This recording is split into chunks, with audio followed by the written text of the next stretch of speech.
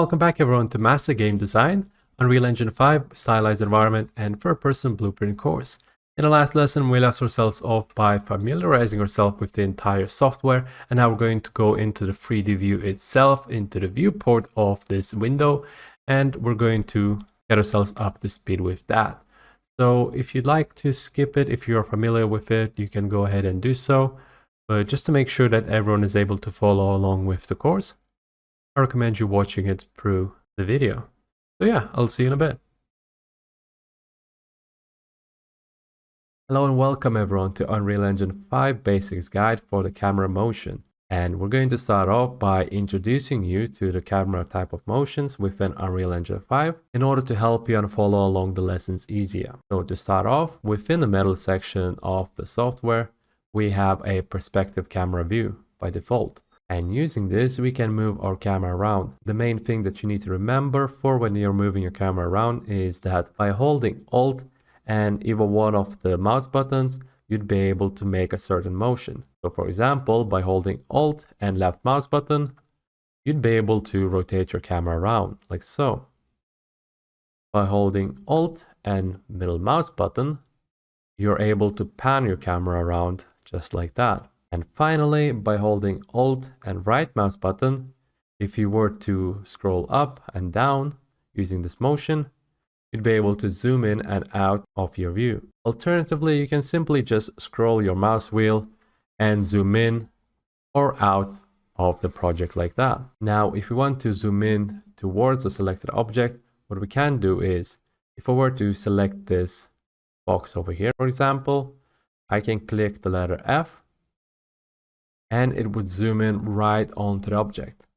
So now we can use this to rotate our camera around and simply see our level with the object selected as the center. If we were to select a different one and click F, we'd zoom in onto our asset. And if the asset is larger, like this ground plane over here, for example, if we were to click F, it would zoom out and make sure that the camera view has the entire selection within our view.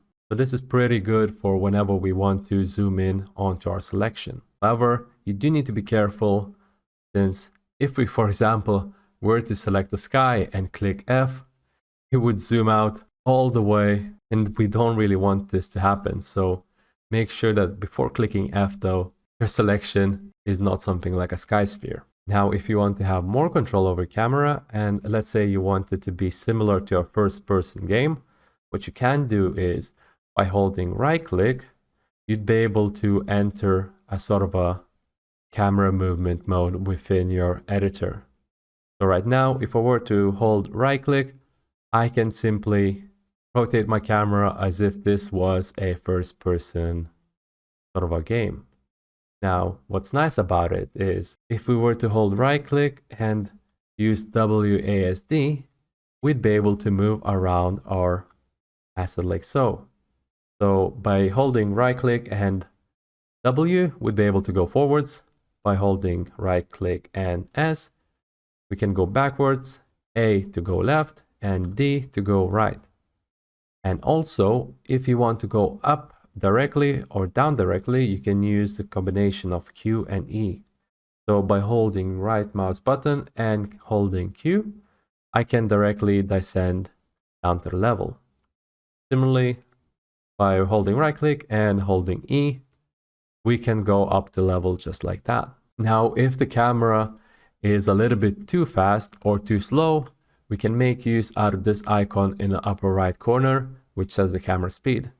If we were to click on it, we can use the slider over here to set the speed of our camera. So for example, if I were to set it to 1, I'd have a really slow motion, and we'd be able to have a really fine control over where our camera within the editor mode is. If we were to set it up to 8, we'd be able to go really fast up and down, just like that. But by default, it should be set to something like 4. There is a value underneath it, which is set to 1. If we were to set it to 2, for example, this would multiply our 4 speed to be all the way to 8. So right now, if we were to go up and down, you'd notice that it is way faster. So this is quite useful for when we're working with different scales.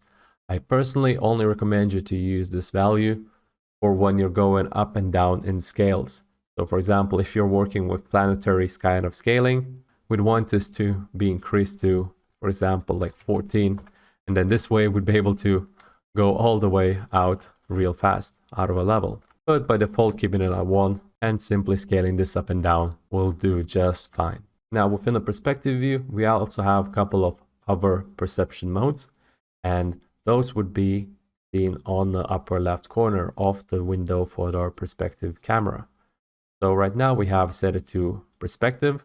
We can change those to be top, bottom, left, and right.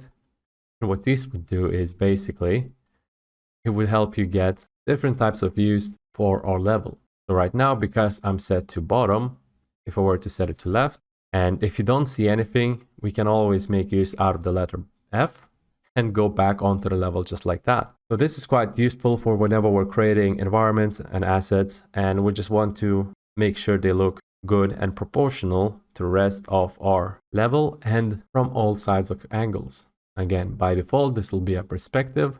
If you do want to change it to be into multiple cameras though, and you want to see multiple of them at once, we can click on the upper right within our view mode button over here to click maximize or restore viewpoint. So this way we get 3 different viewports, all from which are different types of perspectives. Now, other than the perspective, all the other ones would by default be set to wireframe. If you don't want this to happen, we can always set them to be lit. So especially when designing a level, this sort of a view might be quite handy. To go back onto one view, what we have to do is locate our perspective camera and click on this button over here. Within this perspective view, we can also change the way our camera perceives the entire level. And right now it is set to be default of lit, which means that all the shading would be seen with proper shadows and whatnot. So in order to change that, we'd have to click on it.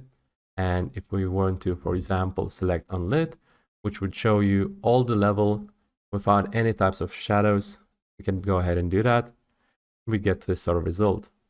There's also something like a wireframe, which you'd see in other cameras. If we were to click on it, we'd see the types of geometry that we'd have. So it's quite nice to know, especially if you by accident sometimes click on one of them and you don't know how to get out of. You can always go on this button over here and select lit. After which we also have show icon over here.